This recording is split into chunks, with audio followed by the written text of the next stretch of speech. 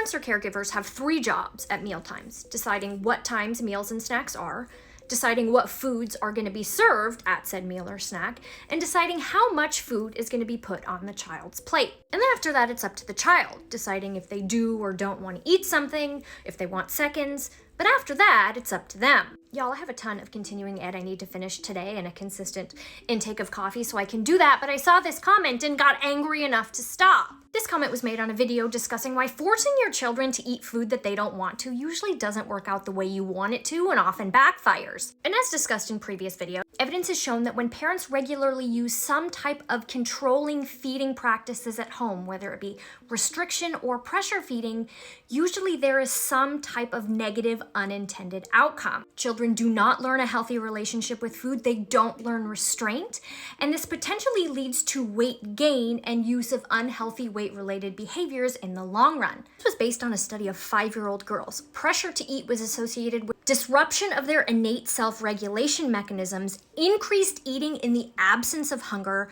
and reported negative emotions, guilt and shame. When children are exposed to these highly controlled food environments, they slowly start to lose their ability to self-regulate their hunger and their food intake. Dichotomous thinking also starts to appear. Black, white, foods are good or they're bad.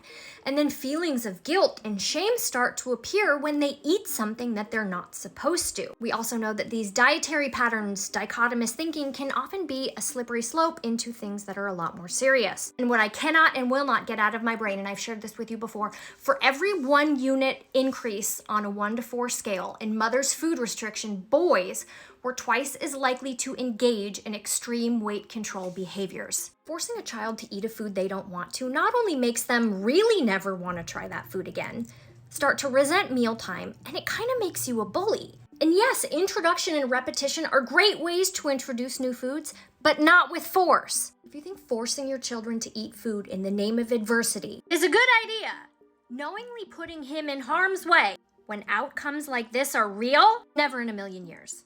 Okay, bye.